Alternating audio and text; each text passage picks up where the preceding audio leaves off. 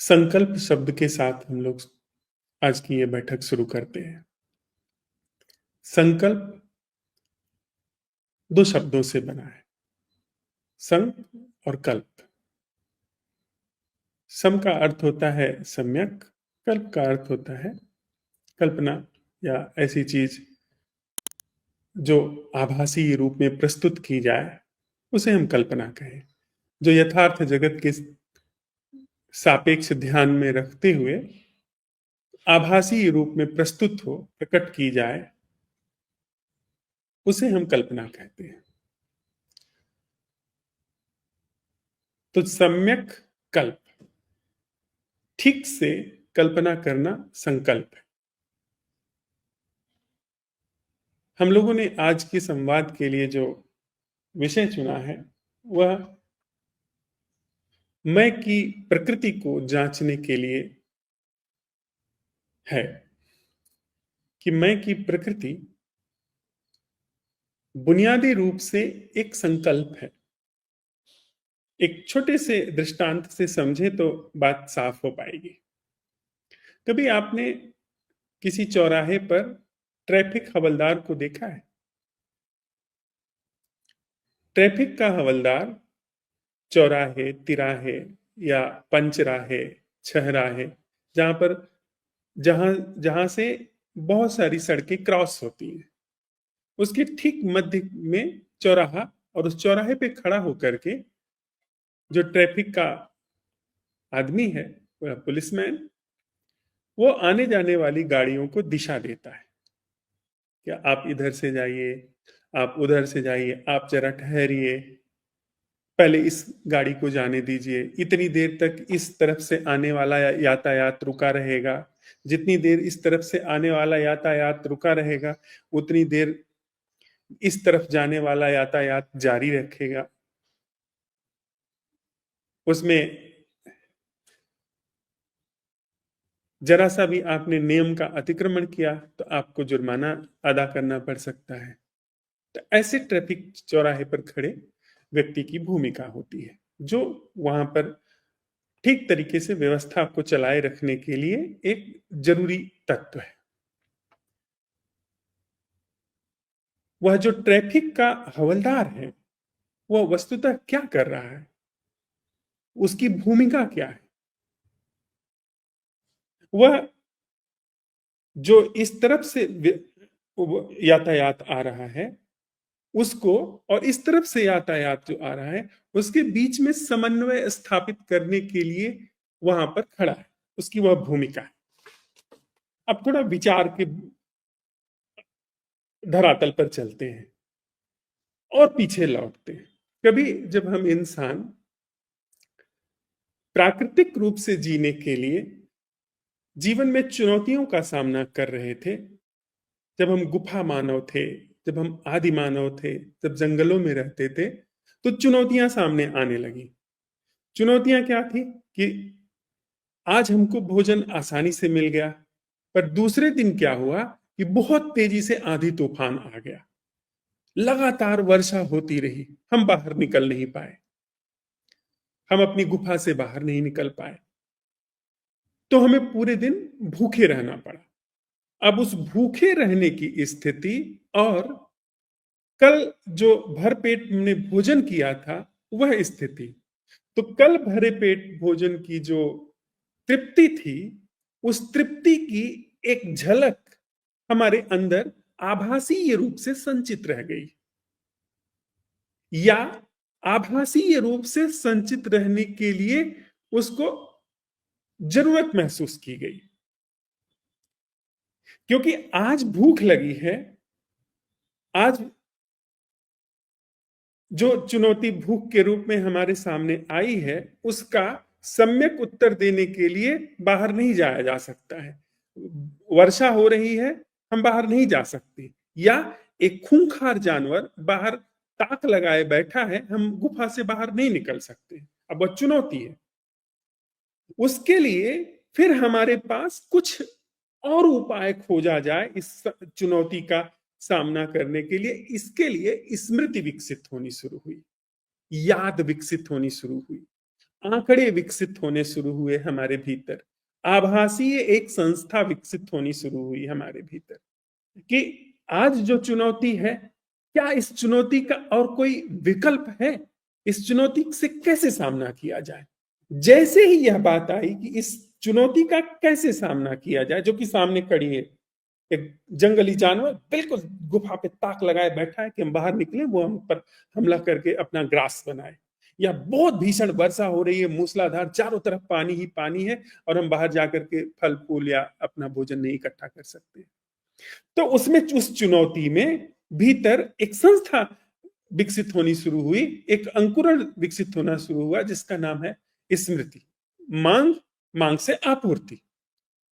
तो जब उस समय हमने चुनौती का सामना किया, भूखे रहे, प्यासे बैठे रहे, जब तक वह जंगली जानवर चला नहीं गया तब तक भीतर बिलखते तड़पते रहे, जब तक वर्षा रुक नहीं गई तब तक हम वहां रहे। हो सकता है उस भूख में हमारे साथी, हमारे बाल बच्चों में किसी के प्राण भी चले गए हों। तो उस चुनौती की सम्यक रूप से उत्तर देने के लिए फिर बाहर जब हम निकले, हमने जाकर के भोजन इकट्ठा किया, हमने जाकर के उपाय किए। जब वो जंगली जानवर चला गया, जब वह वर्षा खत्म हो गई, तो उस घटना की हमारे अंदर स्मृति इकट्ठा होनी शुरू हुई कि हमने फल फूल इकट्ठा किया, तो हमको वो सारे रास्ते दिखने शुरू हुए। स्मृति एक्टिव हुई कि ये इन रास्तों से जाकर के हम फल इकट्ठा कर सकते हैं। साथ ही एक और भी चीज इकट्ठा होनी शुरू हुई कि स्मृति, जब आप याददाश्त इकट्ठा रख रहे हैं पिछली घटना की याददाश्त रखी जा रही है, तो आप कुछ भोजन भी अपने पास इकट्ठा रख सकते हैं। उसी से वह बात आई कि हमने अपनी गुफा में दिन, 2 दिन, 4 दिन का भोजन भी इकट्ठा रखना शुरू किया। ठीक, यह बात लॉजिकल है, हम साथ साथ चल करके इसका अन्वेषण कर रहे हैं। अब कल्प शुरू हुआ। कल्प का मतलब एक ऐसी घटना जो आभासी है। मतलब कल मैंने जाकर के भोजन जुटाया था, हम इंसानों ने बाहर निकल करके भोजन जुटाया था। उस भोजन जुटाने की जो पूरी कवायद हुई है, कहाँ गया हूं, किस पेड़ से तोड़ा है, उसकी जो याददाश्त आभासी रूप में चित्त में इकट्ठा है, उस आभासी घटना को पुनरावृत्ति करना, फिर से सोचना, कल्प। उस घटना को याद करके फिर से जा करके बिना इधर उधर भटके, बिना चुनौतियों को और जटिल बनाए, जा करके आसानी से जा करके अपना भोजन जुटा लेना कि पानी कहां पर है, कहां सरोवर है। कल भटके थे, आज भी भटकने की जरूरत नहीं है, क्योंकि कल की वह जो कल्प वाली घटना है, कल की जो घटना रिकॉर्डेड है, उससे याद करके आज हम प्रक्षेपित कर लेते हैं कि वहां पर है तालाब, वहां जाकर के हम पानी ले आए। उस वृक्ष का फल हमको स्वादिष्ट लगा था, हमें पोषण दिया था, उस वृक्ष का फल लेकर के आए। उससे कल्प विकसित हुआ, यानी उससे विचार प्रक्रिया विकसित हुई। ठीक। अब दूसरी एक समस्या पैदा हुई कल्प के साथ। वह क्या है कि कल्प बहुत सारे हो गए, और कभी कभी कल्प ऐसे हो गए जो एक दूसरे के विपरीत हो गए। यानी वह जो टेक्निकल चीज हमारे अंदर विकसित होनी शुरू हुई, उसमें विरोधाभास प्रकट होना शुरू हो गया। जैसे कल तो हमने एक फल खाया था जो बहुत मीठा था, लेकिन उसको खाने के बाद जब हम घर आए, बहुत सुस्वादु था, लेकिन जब हम घर आए तो हम बीमार पड़ गए। तो अब स्थिति पैदा हो गई कि यह जो बीमारी है, इस बीमारी को पहले ठीक किया जाए, यह बीमारी जरूरी है या फल खाना जरूरी है? इस बीमारी से ठीक होना जरूरी है या उस फल को खाना जरूरी है? तो दोनों दो विचार पैदा हो गए ना। अब उन दो विचारों में एक विचार को चुनना है। उस एक विचार को चुनने के लिए फिर एक कोई मध्य की संस्था होनी चाहिए जो उन दोनों में समन्वय और संतुलन स्थापित करे। यहीं से एक नई चीज का, आभासी चीज का जन्म हुआ जिसका नाम मैं है।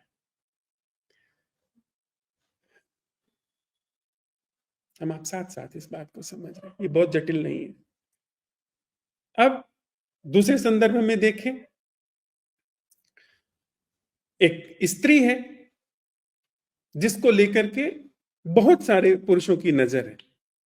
उन पुरुषों के बीच में उस स्त्री को छीना झपटी ना हो, उसके प्रति हिंसा ना हो, इसके लिए कोई एक संस्था बीच में निर्मित होनी शुरू हुई जो कि ठीक तरीके से निर्धारण कर सके कि किसके साथ कौन रहेगा। तो वहां से संकल्प का जन्म हुआ। वही संकल्प जो दो कल्पों के बीच में, कि इसके साथ चाहे या इसके साथ चाहे, कौन सी चीज निर्धारित करे। तो गुण दोष के आधार पर इधर ज्यादा गुण है या इधर ज्यादा गुण, इधर ज्यादा लाभ होगा, इधर ज्यादा लाभ होगा, इधर रहना ज्यादा उचित होगा या इधर जाना उचित होगा। इस व्यक्ति को पढ़ करके पता चला यह व्यक्ति बहुत हिंसक है, बहुत चोट पहुंचाता है, इसके साथ नहीं इसके साथ। यह व्यक्ति ज्यादा उदार है, यह चोट नहीं पहुंचाता है, इसके साथ जाना। तो वह जो दो कल्प हैं, उन दो कल्पों के बीच में सम्यक निर्धारण जहां से हो पाए, जिसके लिए बहुत सारे आंकड़े कुछ दूसरे लोगों के द्वारा आए हैं, कुछ अपने अनुभव के द्वारा आए हैं, इन सारे आंकड़ों को मिला जुला करके जो सम्यक रूप से निर्णय लिया जाए वह है संकल्प। दो कल्प या बहुत सारे कल्प, बहुत सारे विकल्प, उन सारे विकल्पों से एक चीज जो चुनी जाती है वह है संकल्प। एक चीज चुन करके जिसकी फॉलोइंग होती है उसका संकल्प, और उसी संकल्प को ही हम अहम कहते हैं, मैं कहते हैं। हम आप समझ पा रहे हैं इस बात को?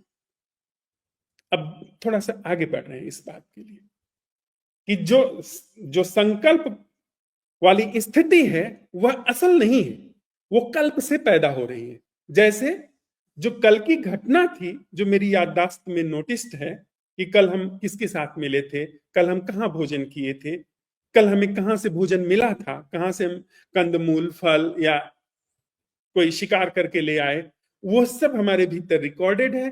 आज की चुनौती के सापेक्ष अपने रिकॉर्ड में जाना, उस रिकॉर्ड में जाना, उस रिकॉर्ड के अनुसार योजना बनाना और जा करके अपना भोजन अपना पानी खोज करके लेकर के आना, वह सारी प्रक्रिया जो है वो संकल्प की प्रक्रिया है।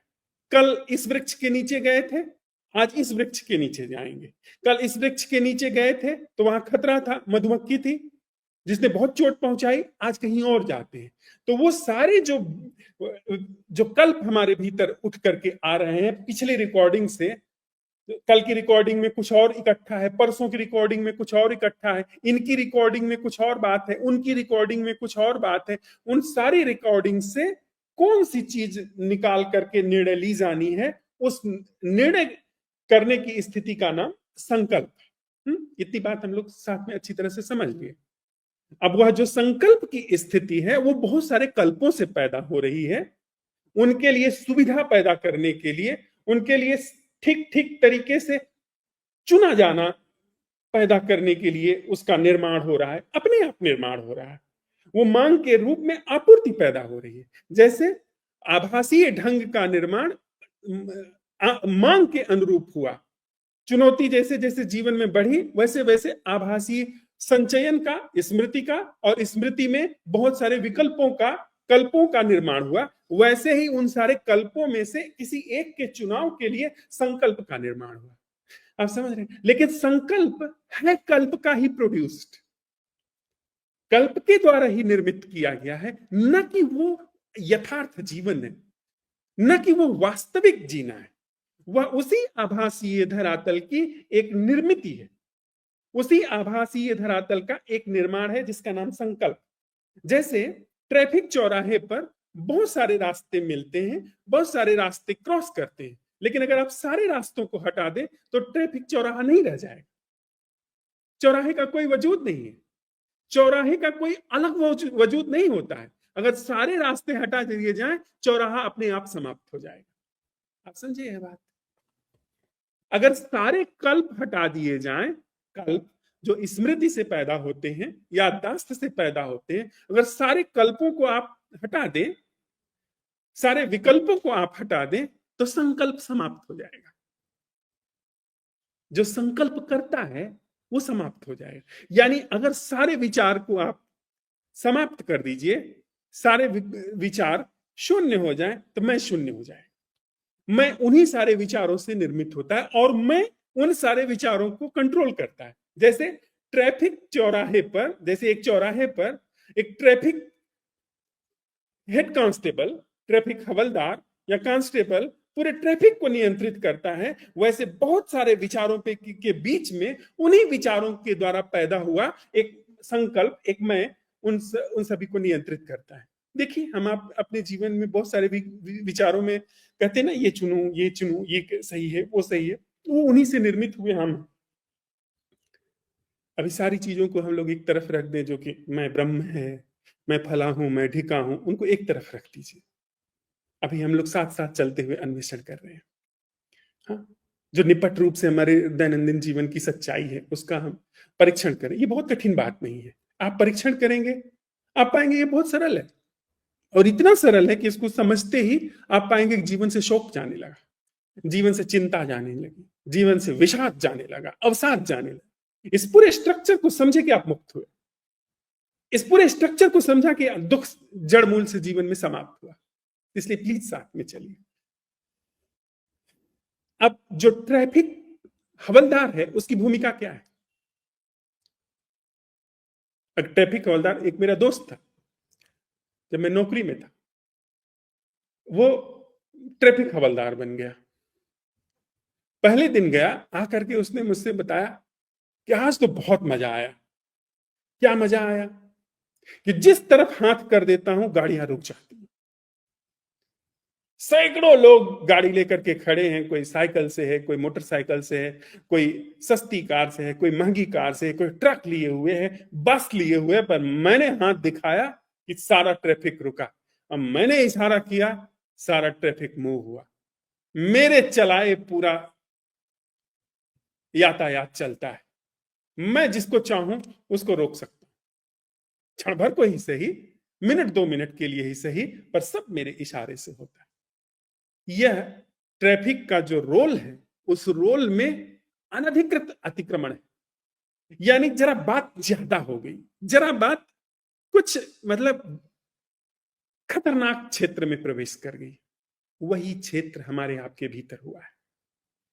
यह जो मैं है, इसका रोल था जो आंकड़े जीवन के हैं, उन सारे आंकड़ों में से एक चीज को ठीक ठीक तरीके से चुन लेना। जितने भी रास्ते हैं, उनमें से कौन से रास्ते में कम खतरा है, गड्ढा है, कौन से रास्ते में कम कांटा कंकर है, उसको चुन लेना। वही उतनी संकल्प की भूमिका थी, और वो टेक्निकल है, तकनीकीगत है। आजकल ट्रैफिक चौराहों से ट्रैफिक हवलदार गायब हो गए हैं। वह काम ट्रैफिक सिग्नल कर देता है, बत्ती एक मशीन कर देती है, लाल बत्ती, हरी बत्ती, पीली बत्ती कर देती है। हाँ? हम इंसानों के संदर्भ में कहें तो वो काम एक रोबोट कर देता है। रोबोट के पास सारा ज्ञान है, कंप्यूटर कर देता है, उसके पास सारे आंकड़े हैं, उसमें से चुन करके वो सबसे सटीक आंकड़ा आपके सामने प्रस्तुत कर देता है। पर वह रोबोट जानता है अपने लिमिट। हम जो ये बायोलॉजिकल रोबोट है, बायोलॉजिकल जो थिंकिंग प्रोसेस है, उसने अपनी भूमिका को समाप्त कर दिया। वह साइकोलॉजिकली एक अलग ही जीवन को लेकर के आ गया। जैसे कि उस ट्रैफिक हवलदार ने यह कह दिया कि मेरे चलाए सब चलता है। अब वह ट्रैफिक हवलदार बना है ट्रैफिक से, वो ट्रैफिक से ट्रैफिक के लिए बना है। उन्हीं ट्रैफिक में से वो निकल करके पुलिस बन करके आया है, उसी पुलिस में से निकल करके वो ट्रैफिक हवलदार बना है, और उसी ट्रैफिक हवलदार के द्वारा ट्रैफिक नियंत्रित किया जाता है। ट्रैफिक नहीं होगा, ट्रैफिक हवलदार नहीं होगा। अगर सारी दुनिया से ट्रैफिक समाप्त हो जाए, ट्रैफिक हवलदार कहां बचेगा? उसी का निर्माण है ट्रैफिक हवलदार। पर वो समझने लगा कि मेरे की ये सब होता है, मैं इस पूरे ट्रैफिक को चलाने वाला हूं। जैसे हम ये समझते हैं कि हम विचार के नियंता हैं, हम विचार को पैदा करने वाले हैं, जबकि विचार ने हमें पैदा किया है। समझे? पूरा मामला ही, सारा जो जटिल मामला है, वो इतनी चीज में विधा हुआ है। जो देख रहा है वह वही है जिसे देख रहा है। जो सोचा जा रहा है वह उसी से निर्मित है जिसे सोचा जा रहा है। जो सुना जा रहा है वह वही है जिसे जो सुन रहा है।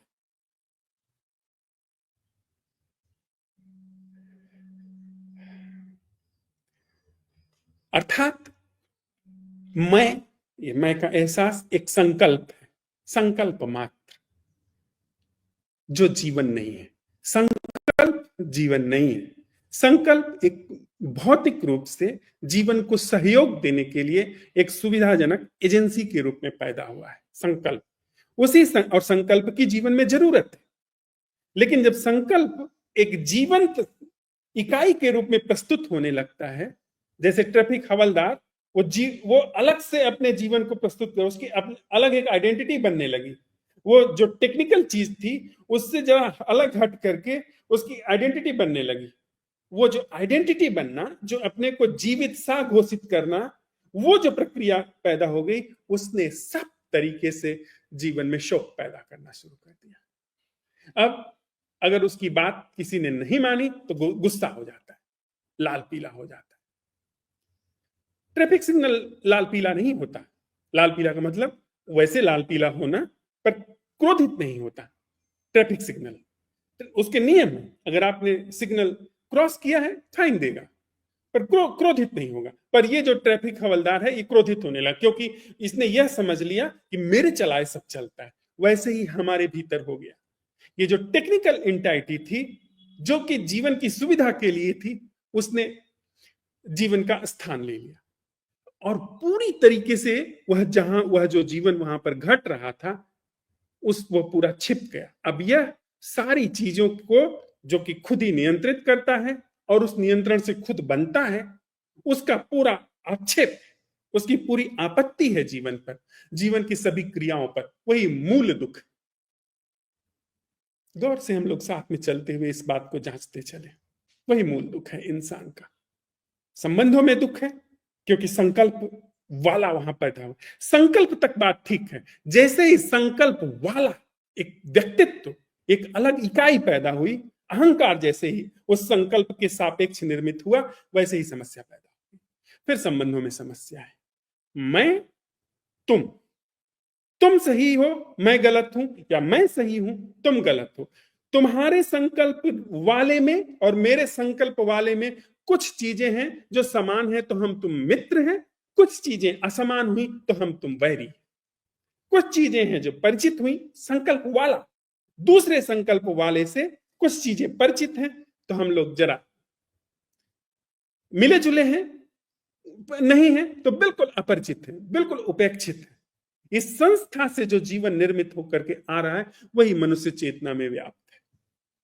वही हम उसी ढंग से हमने समाज निर्मित किया है, उसी ढंग से हमने राष्ट्र निर्मित किए हैं, उसी ढंग से जाति, धर्म, विवाह, परिवार, न जाने कितनी संस्थाएं निर्मित, ऊंच नीच, ये सम्मान वो सम्मान, ये पुरस्कार वो पुरस्कार, ये मान वो अपमान, ये अच्छा वो बुरा, उसी से हमने सब निर्मित किया है। जो मौलिक जीवन का सहज प्रवाह, सहज खिलावट थे, उससे हम लोग पूरी तरीके से चूक गए। आभासीय धरातल पर, कल्प के धरातल पर, विकल्प के धरातल पर, संकल्प के धरातल पर, वह जो संकल्प वाला निर्मित हो गया है, उसने हमारे रूप में और हम सब के जीवन में, हमारे रूप में और हम सब के जीवन में भयंकर तांडव मचाया हुआ है।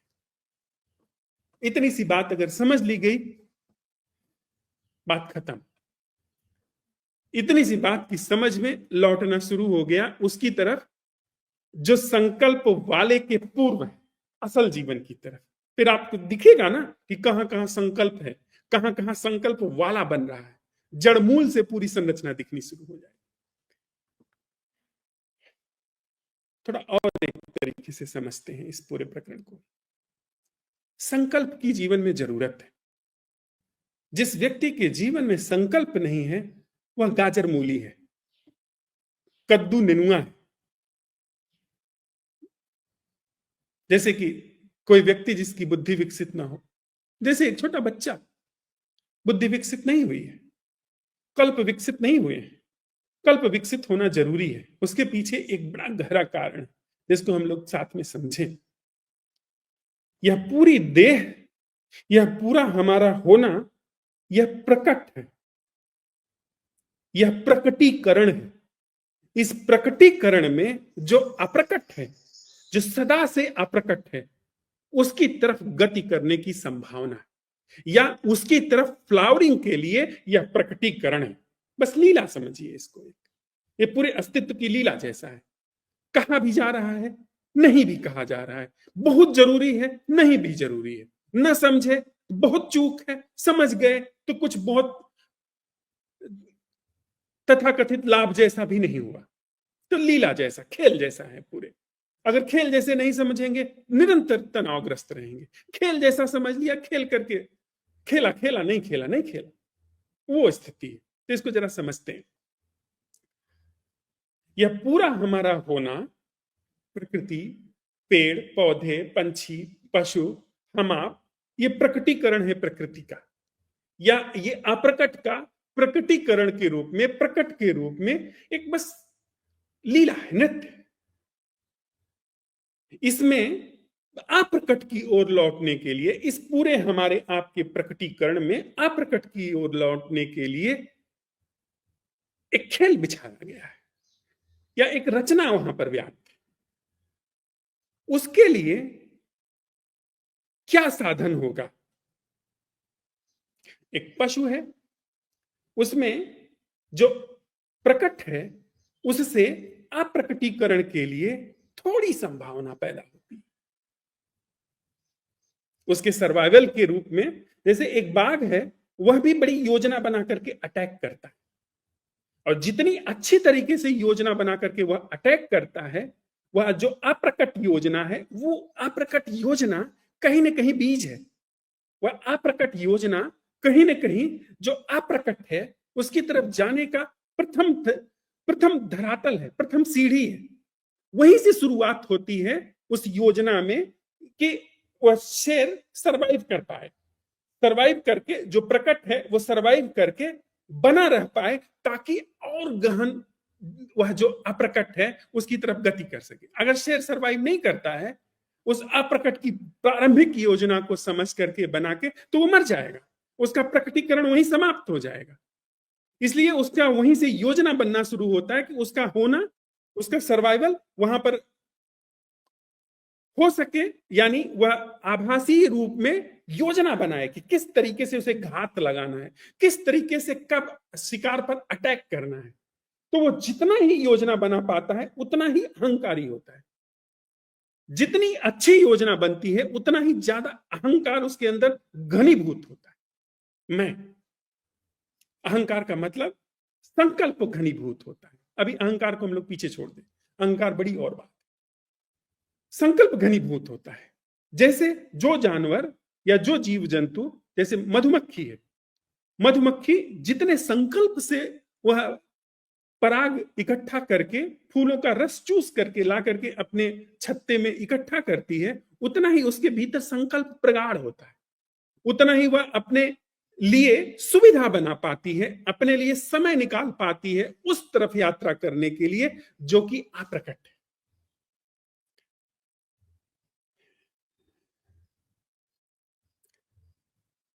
ठीक उसी तरीके से हम इंसान जितना अप्रकट का उपयोग करके अपने जीवन में सुविधा बना पाते हैं, उतना ही अप्रकट की ओर जाने के लिए हमें सुविधा बन जाती है।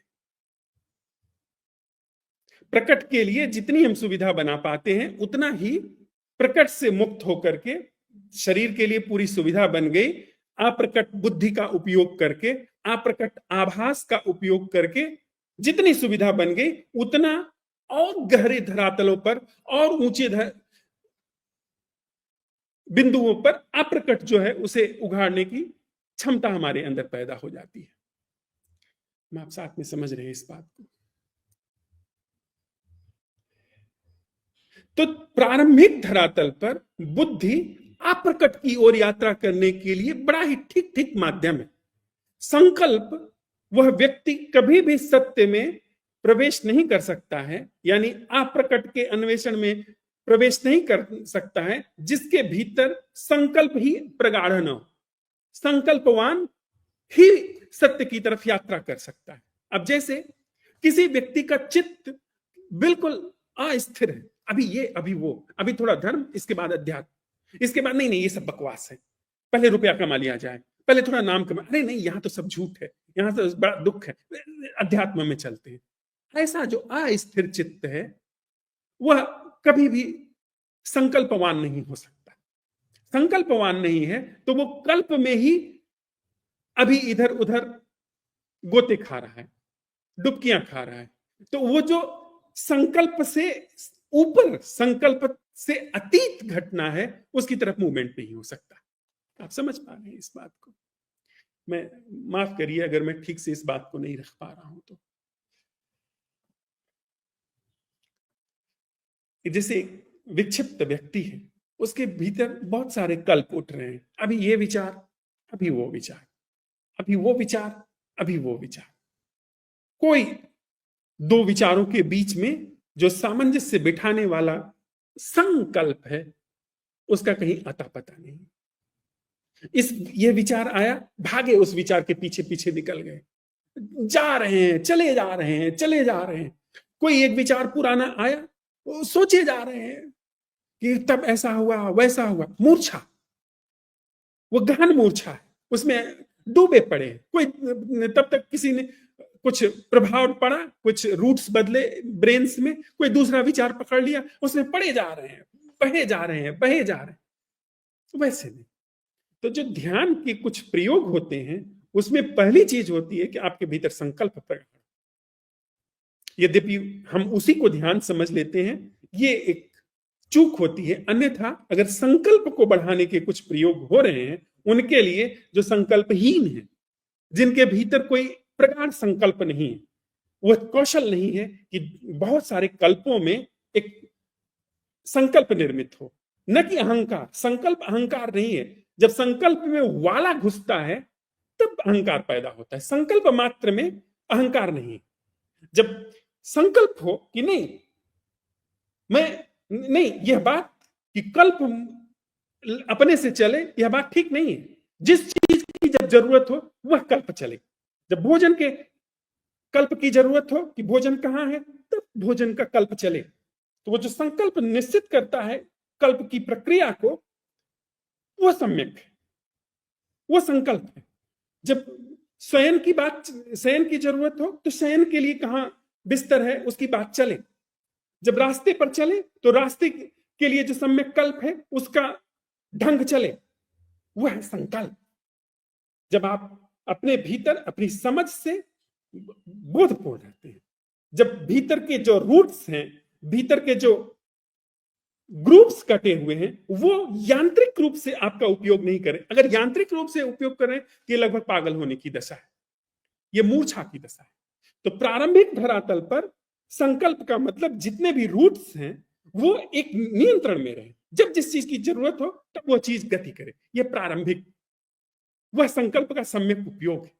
अगर वही सम्यक रूप से संकल्प का उपयोग हो गया तो फिर बहुत सारी ऊर्जा बच गई। आप समझे बात? जो जीवन ऊर्जा है, फिर वह जो मूल अप्रकट है उसकी तरफ मूव करना शुरू कर देती है। जो मूल रूप से अप्रकट है, जो मौलिक रूप से सत्य है, जिस पर सब प्रकट भासते हैं, उसका अन्वेषण शुरू हो जाता है, उसकी तरफ मूवमेंट शुरू हो जाता है। तो उसकी तरफ मूवमेंट का मतलब कि संकल्प का जो वाला है वह वाइप्ड आउट है। संकल्प अपनी जगह तक काम करता हुआ उसके आगे की द्वार खोलता चला जा रहा है। समझे आप बात? संकल्प की जीवन में जितनी जरूरत है, कैसे खाना, कैसे पीना, कैसे रहना, किससे मिलना, किससे न मिलना, किससे आचरण व्यवहार करना, वह संकल्प, वह विचार की जितनी जरूरत है, उस तकनीकी ढंग की जितनी जरूरत है, वो उतना काम करके बड़े सधे तरीके से वह चुप हो जाता है। जहां पर जीवन मात्र है, जहां पर प्रेम की बात, जहां पर जीवन की फ्लावरिंग है, खिलावट, जहां पर करुणा है, जहां पर संबंधों में मैत्री नाम की एक घटना जगह लेती है, उसमें संकल्प का कोई हस्तक्षेप नहीं। समझ रहे हैं आप? एक स्थिति है जो संकल्पहीन की स्थिति है, जिसको हम कहते हैं पागल, विक्षिप्त। यह मत समझिए कि किसी के अंदर यदि संकल्प नहीं है तो वह कोई बुद्ध पुरुष है। बुद्ध पुरुषों के बीच के भीतर भी संकल्प नहीं होता, और मूढ़ व्यक्तियों के भीतर संकल्प नहीं होता। दोनों स्थितियां, तीन धरातल आप समझ लीजिए समझने के लिए। एक जो बिल्कुल विक्षिप्त है, मूर्छित है, उसके अंदर बहुत सारे विकल्प ऐसे उठ रहे हैं, कुछ भी घसर पसर किसी के भी पीछे जा रहा है, वो निम्नतम तल है। दूसरा संकल्पवान, जिसने अपने जीवन में बुद्धि के धरातल पर नॉट वान संकल्प लिया। यद्यपि वान जब लग जाता है, जैसे ईमानदार होना, वो अपने में ठीक बात है, लेकिन ईमानदारी होना अपने में ठीक बात है, लेकिन ईमानदार होना वो खतरा है कि मैं ईमानदार हूं। रिश्वत न लेना वो एक सम्यक बात है, वो सम्यक कल्प से आता है कि ये रॉन्ग है। जिस चीज के लिए मैं इंटाइटल्ड हूं, जिस चीज के लिए जीवन ने यहां पर रखा है, उस चीज को, उसके अनुशासन में मैं बाहर न जाऊं, तो वो जो है संकल्प है। जैसे ही कोई घोषित करता है कि बाकी सब तो बेईमान है, मैं ईमानदार हूं, जैसे ही कोई यह घोषणा करता है कि बाकी सब तो अधार्मिक है, मैं धार्मिक, वहां से धर्म वाला पैदा हो गया, वहां से धार्मिकता समाप्त हो गई, धार्मिक पैदा हो गया। और धार्मिक होना बड़ा भारी खतरा है। जैसे ही वाला पैदा हुआ, वहां पर खतरा पैदा हो गया। एक स्थिति है जिसमें सब गचर पचर है, दूसरी स्थिति है जिसमें संकल्प प्रगाढ़, जो चीज जैसी है वैसी होनी चाहिए वैसी हो रही, लेकिन वैसी होने में भी कोई खिलावट नहीं है, क्योंकि टेक्निकल चीजें अपनी जगह पर हैं। जैसे आप पश्चिम में जाएं, तकनीकी क्षेत्र में चीजें बड़ी व्यवस्थित है। स्विट्जरलैंड आप चले जाइए, पाएंगे कि सब बहुत क्लास है उसमें, सड़कों पर, घरों के रख रखाव में, जो रोजमर्रा की जरूरत की चीजें हैं उसमें बहुत अनुशासन है, बड़े संकल्प से चीजें अपनी जगह पर रखी गई है। जो पश्चिम का व्यक्ति है बड़ा संकल्पवान है, वह चीजों को ऐसे घसर पसर नहीं देखता है, उसके लिए बिल्कुल मैनर्स हैं, डाइनिंग टेबल के मैनर हैं, किस हाथ से कौन सा छुरी कांटा पकड़ना है उसके लिए बहुत तो सतर्क है, किस भोजन के साथ क्या खाना है, कितनी देर चबाना है, कैसे उठना है, कैसे बैठना है, उसमें बहुत सधा हुआ है वह, लेकिन भीतर उजड़ा हुआ है। दूसरा हम आप, जिसमें न तो संकल्प है जो कि ठीक से जीवन को संभाला जाए, सब तरीके से हम लोग बेईमानी, रिश्वतखोरी, चुगलखोरी, हमेशा परदोष दर्शन, वो सब चल रहा है। वो बिल्कुल संकल्प से नीचे गई बीती चीज है, पता नहीं चलता क्योंकि सब ऐसे ही चल रहे हैं, तो घसर पसर मामला चलता है, एक दूसरे को देख के तो पता नहीं चलता। थोड़ा विदेश के आदमी के साथ जब आप होते हैं तब आपको पता चलता है कि अरे हम में और इनके जीवन शैली में बड़ा अंतर है।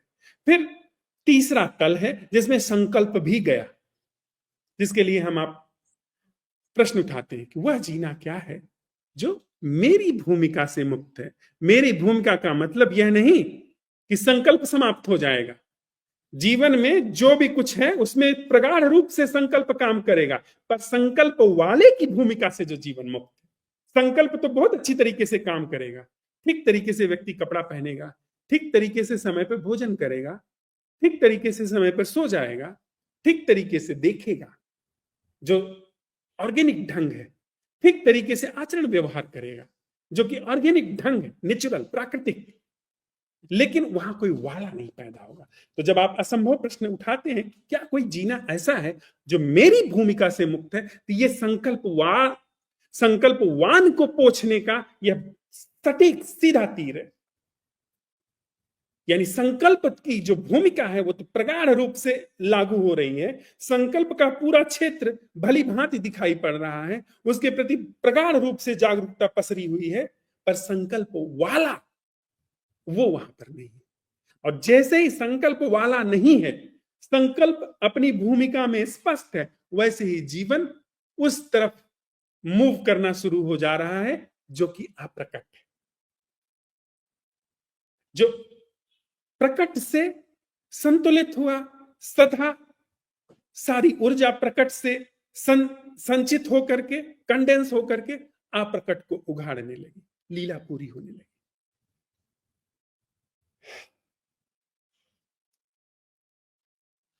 यह तीसरी बात। अध्यात्म कोई जटिल चीज नहीं है। आत्मज्ञान अगर आप बस जरा सा संवेदनशील हैं, होशपूर्ण हैं, स्मार्ट हैं। स्मार्टनेस वो नहीं है जो